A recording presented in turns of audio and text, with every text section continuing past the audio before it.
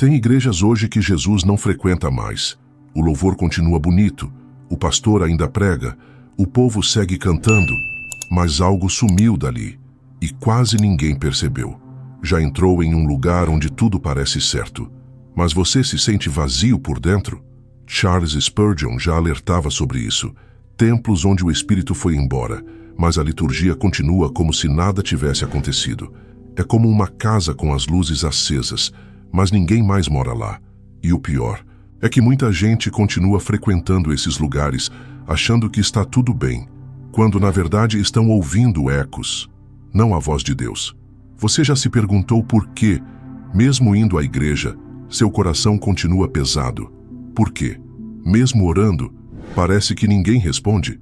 Talvez o problema não esteja em você, mas no ambiente onde você tem buscado. Apocalipse 3:20 descreve Jesus do lado de fora da porta, batendo, esperando. Mas ali dentro, a reunião já começou. A programação segue, e ninguém se dá conta de que ele ficou de fora. Será que é disso que sua alma está com sede? Neste vídeo, você vai descobrir 4 tipos de igrejas modernas onde Cristo não entra mais, e o que isso revela sobre a nossa própria caminhada com Ele. Fica até o final. O último exemplo pode te surpreender e te ajudar a entender o que vem secando sua fé sem você perceber. E antes da gente continuar, este vídeo e mensagem é revisado manualmente, e isso dá trabalho. Então, se quer nos apoiar, se inscreve no canal e ativa o sininho. O YouTube não está entregando os vídeos, e se você não fizer isso, pode ser que justamente aquele aviso de Deus que você mais precisa acabe não chegando até você. Dito isso, bora para o vídeo. Há lugares onde os altares foram transformados em palcos e os púlpitos em vitrines, onde a presença de Deus é medida pela intensidade dos gritos, pela iluminação das luzes, pela sincronia da banda, mas não pela profundidade do arrependimento. É uma adoração estética que encanta os olhos, arrepia a pele, mas não dobra os joelhos. A alma sai impactada, mas não curada, tocada, mas não transformada. Charles Spurgeon dizia que um coração quebrantado diante de Deus vale mais do que multidões emocionadas diante de homens. E essa verdade continua a cortar como espada, porque há uma diferença abismal entre lágrimas produzidas por música e lágrimas provocadas pelo Espírito. Uma toca a emoção, a outra confronta o pecado. Uma cria um ambiente, a outra gera um novo nascimento. O que vemos hoje, muitas vezes, são encontros projetados para estimular sensações, mas não para provocar conversão. E isso é sutil, porque parece espiritual.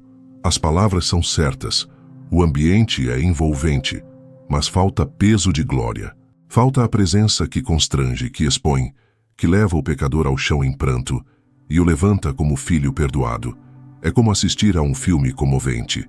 Você chora, se emociona, mas no fim, volta à vida de sempre. Nada muda por dentro. A alma continua vazia. O pecado continua intocado. A consciência intacta. E a presença de Deus ausente.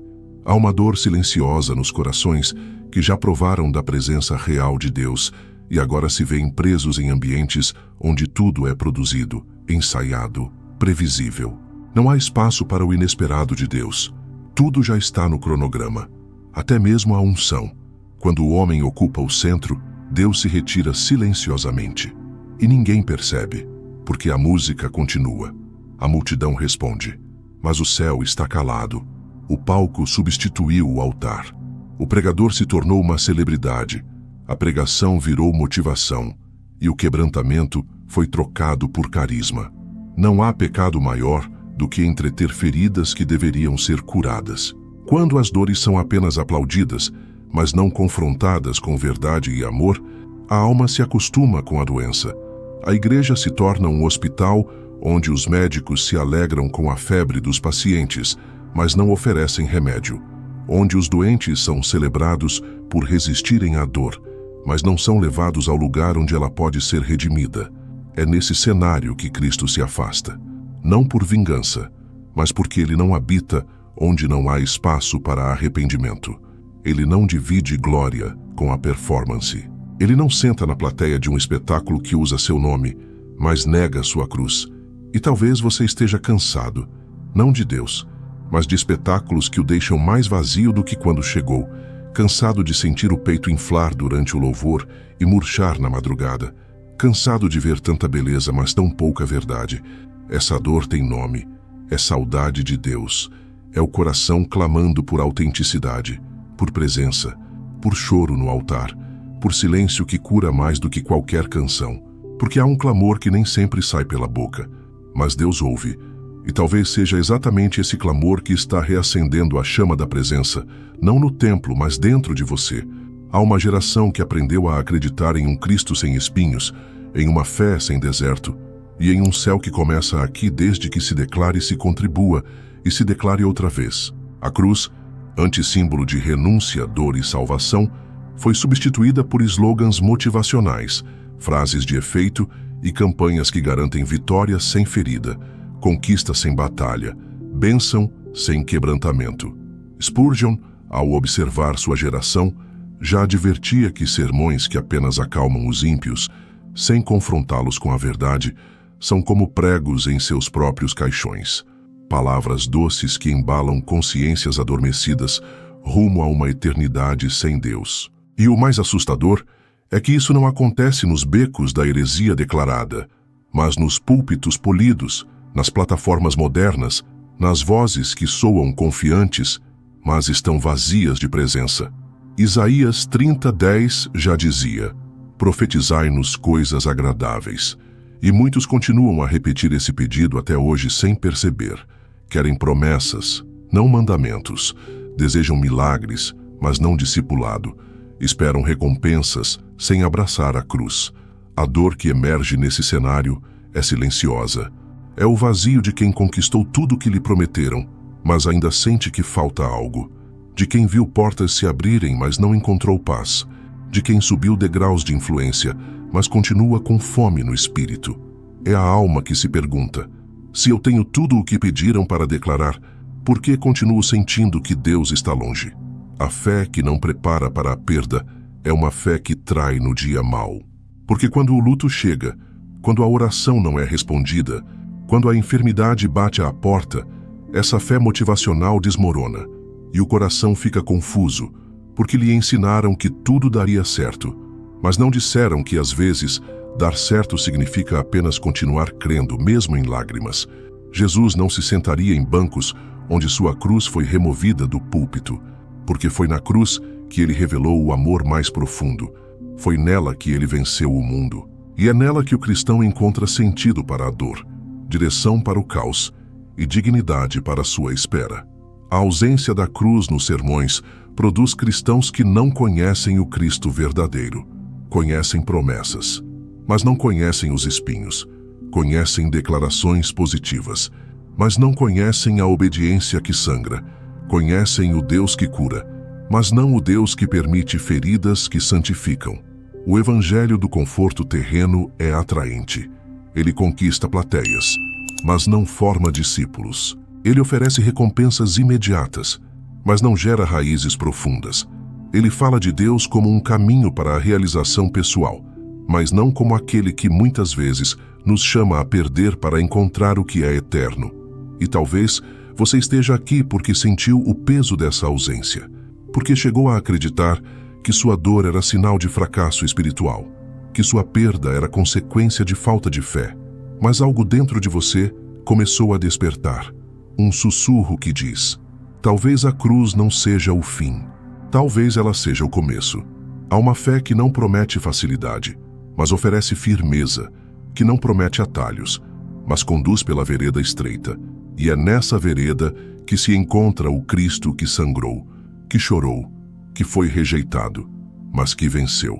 E continua chamando os seus a viverem não uma fé de palco, mas uma fé que resiste no escuro, que se ajoelha na dor e que carrega a cruz como quem encontrou seu verdadeiro descanso. Há igrejas onde tudo ainda acontece como antes. Os horários são mantidos com rigor. As músicas são bem escolhidas. A leitura bíblica é feita com reverência. Mas a presença foi embora e ninguém percebeu. Como no templo dos dias de Ezequiel, A glória saiu pela porta leste em silêncio. Não houve escândalo. Não houve queda. Houve apenas ausência. A liturgia continuou. Os cânticos permaneceram. As orações seguiram. Mas já não havia mais vida. Apenas ritos, apenas repetições. Apenas uma estrutura que sobrevive sem a essência. É o que muitos vivem hoje. Um cristianismo ritualizado, mecânico, previsível, onde o espírito já se retirou, mas a programação continua. Spurgeon alertava que não há morte mais perigosa do que aquela que se instala dentro da religião, porque ela não causa espanto, não causa comoção, ela se disfarça de zelo, ela se mascara de ordem, mas por dentro tudo está frio, o altar está seco e os corações endurecidos.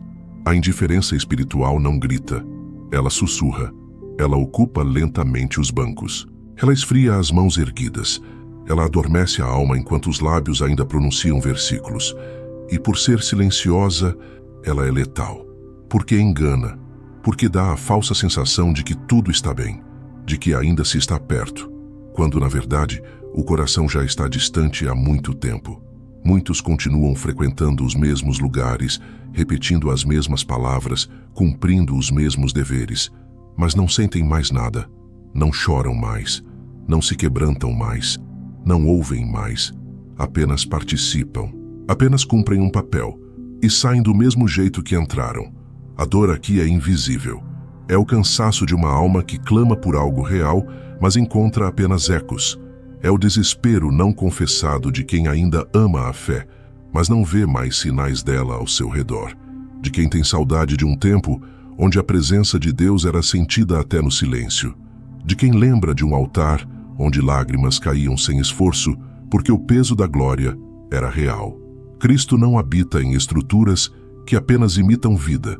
Ele habita onde há fome, onde há sede, onde há sinceridade, mesmo que imperfeita, mesmo que fraca.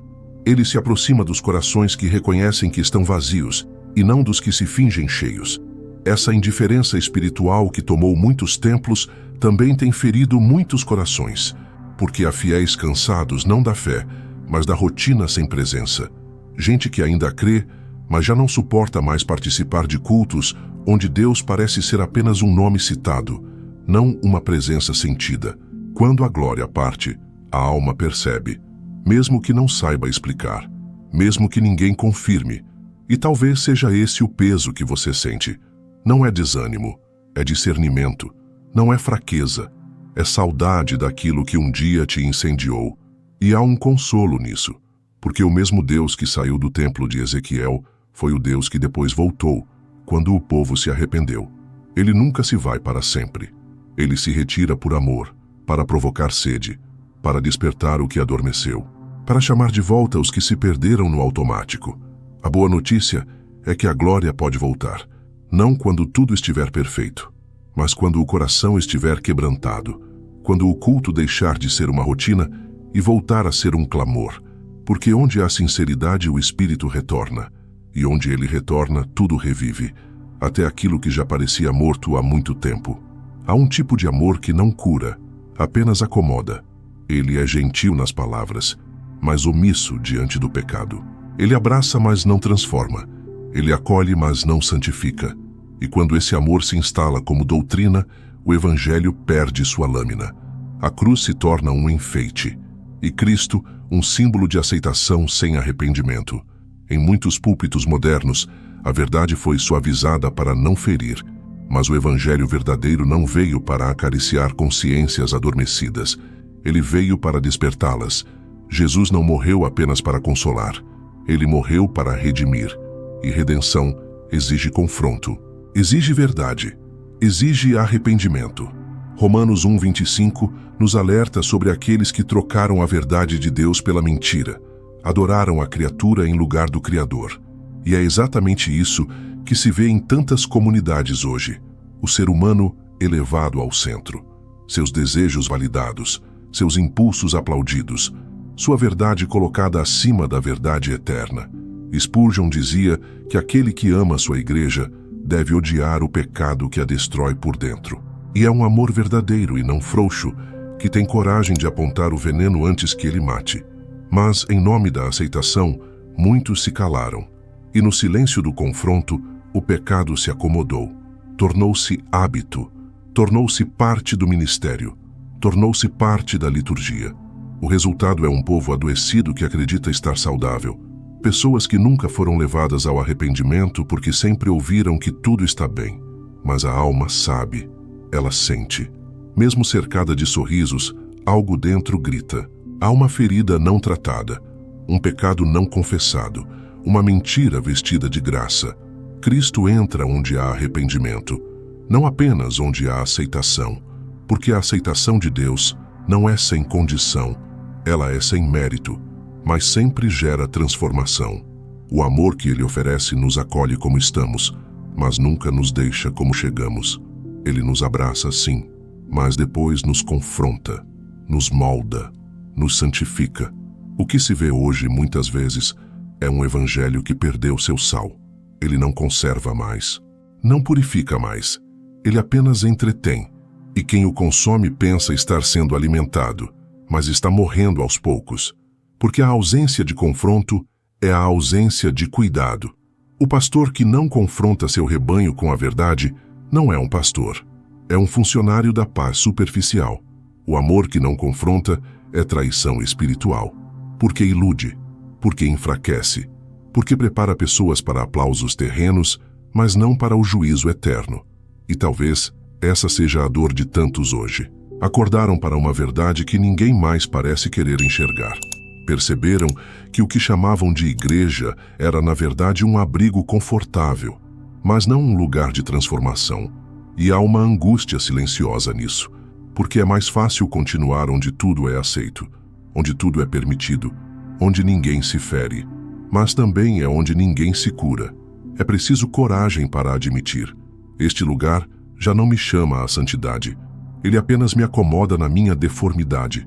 Mas há esperança. Sempre há. Porque o verdadeiro evangelho ainda vive, ainda corta, ainda cura, ainda chama. E onde há um coração disposto a ouvir, o Espírito ainda sussurra.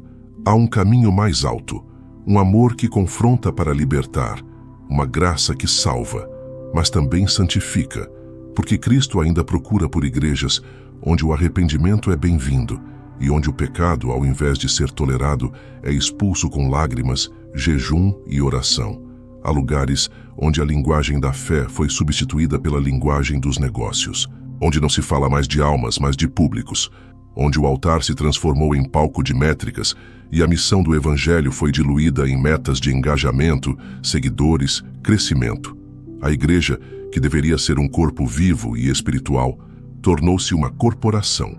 E Cristo, o Senhor da casa, passou a ser apenas o nome na fachada. As palavras mudaram. Já não se ouve mais sobre arrependimento, cruz ou renúncia. Fala-se de branding, posicionamento, relevância. Já não se jejua, se planeja, já não se intercede, se apresenta.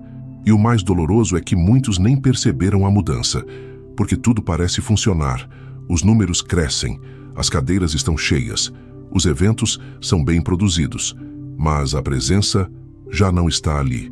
Spurgeon advertia: a igreja que tenta se vender ao mundo perde o céu sem ganhar a terra, porque troca o eterno pelo imediato. Tira os olhos da cruz e os fixa no sucesso.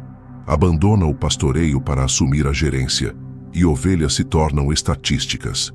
Pessoas passam a ser recursos. A espiritualidade é medida em resultados. Nesse cenário, a alma sensível sofre, porque ela sente. Ainda que não saiba explicar, ela percebe que está sendo alimentada com estratégias e não com palavra viva. Ela anseia por pastores que intercedam no secreto, mas encontra gestores ocupados demais com reuniões e cronogramas. Ela deseja ser cuidada, mas é apenas organizada dentro de sistemas. Jesus, ao entrar no templo e encontrar os mercadores, não apenas os confrontou, ele os expulsou, porque o lugar que deveria ser casa de oração havia se tornado um centro de lucro. E talvez essa cena esteja se repetindo, não nos mesmos moldes, mas com a mesma essência. O que era para ser sagrado virou produto. O que era para ser entrega virou troca. O que era para ser renúncia virou negociação. A dor se intensifica quando a fé é tratada como moeda. Quando o relacionamento com Deus é condicionado à performance dentro da instituição. Quando o chamado é mensurado por resultados visíveis. E quem não produz, quem não cresce, quem não aparece, é deixado de lado. Mesmo que tenha um coração rendido. Há corações feridos por terem sido tratados como números. Há almas machucadas por terem sido descartadas quando não serviam mais ao projeto. Há gente que ainda crê em Deus, mas se afastou da igreja porque não aguentou mais ser manipulado em nome dele. Que essa dor é real, é profunda e precisa ser nomeada. O Evangelho não é uma estratégia, é uma entrega, não é um plano de crescimento, é um caminho estreito. E o Espírito de Deus não se move em planilhas, mas em corações contritos. Ele não habita em estruturas que o usam para crescer, mas em lugares que o reconhecem como tudo, onde ele é o centro e não o meio. E talvez, nesse momento, você esteja entre os que foram feridos por essa lógica empresarial. Talvez você se sinta invisível, como alguém que foi fiel, mas não útil, alguém que orou, mas não performou, e por isso foi esquecido. Mas há uma promessa que ainda ecoa. O bom pastor conhece suas ovelhas, e ele não mede seu valor pela sua entrega de resultados, mas pela sua entrega de coração. Há um tempo em que Deus silencia as estruturas para voltar a falar com indivíduos. E talvez esse seja o tempo em que ele volta a caminhar entre os candeeiros, em que ele procura não por grandes igrejas, mas por corações inflamados. Porque enquanto muitos montam impérios, ele ainda busca por moradas, por espaços onde ele não seja apenas citado, mas entronizado, onde ele não seja parte do plano, mas o plano inteiro. Talvez a cena mais dolorosa do Apocalipse não seja a dos juízos, das trombetas ou das taças. Talvez seja esta: o Filho de Deus do lado de fora da própria igreja, batendo. Não com ira, não com pressa, mas com paciência. Ele não força a entrada. Ele espera que alguém ouça, que alguém perceba, que alguém sinta a ausência. E o mais angustiante é que essa imagem não foi escrita para ímpios, foi direcionada à igreja. Uma igreja rica, influente, moderna, mas cega, porque havia se tornado autossuficiente. Ela dizia: "Não me falta nada." E ele respondia: "Falta-me a mim." Talvez o maior engano espiritual dos nossos dias seja confundir atividade com presença, agenda cheia com coração cheio, relevância com reverência, emoção com arrependimento. Mas a alma, quando em silêncio, percebe. Ela distingue barulho de glória. Ela reconhece quando está na casa de Deus e quando está apenas em um edifício religioso. Muitos hoje estão feridos, não porque abandonaram a fé, mas porque foram abandonados por sistemas que continuaram funcionando sem a presença. Eles tentaram permanecer, tentaram servir, tentaram se encaixar, mas em algum ponto sentiram que algo essencial havia se perdido e começaram a procurar, não por outra igreja, mas por Deus, não por outra pregação, mas por uma voz. Spurgeon dizia que Cristo habita onde há quebrantamento, onde há humildade, onde há sede. Mas quando o homem toma o centro, quando a estrutura se torna um fim em si mesma, ele se afasta, e não como castigo, mas como convite, para que se perceba a ausência, para que se sinta saudade, para que se volte. Há uma fome que cresce em silêncio, um clamor que não se grita, um desejo de voltar ao essencial, de sentar aos pés, de ouvir com temor, de chorar com arrependimento, de viver uma fé que não depende de estímulo externo, mas de uma chama que queima por dentro. Uma fé que não precisa de multidão porque se alimenta do secreto. Talvez o sistema tenha se tornado grande demais para conter a presença. Talvez os métodos tenham se tornado tão eficientes que já não sobra espaço para o inesperado de Deus. Talvez as estratégias tenham substituído a dependência, e por isso ele foi embora. Não por rejeição, mas por zelo. Mas há corações onde ele ainda deseja morar. Não importa quão longe você tenha se sentido, não importa quantas vezes foi confundido com um rebelde, apenas por sentir que algo estava errado. O que importa é que ele ainda está batendo, não na porta da igreja, mas na porta do seu espírito, não para acusar, mas para habitar, porque há igrejas onde Cristo não entra mais. Mas há corações onde ele ainda quer fazer morada, onde ele ainda deseja ceiar, onde ele ainda quer acender a chama, não para grandes feitos, mas para encontros sinceros, não para fama, mas para comunhão. E talvez tudo o que você esteja vivendo agora seja parte desse chamado, um deserto que revela, uma ausência que acorda, um silêncio que cura, porque antes de voltar às multidões, ele volta ao indivíduo. Antes de restaurar templos, ele reacende corações. E talvez agora mesmo, enquanto tudo parece ruir, você perceba que nunca esteve tão perto da presença.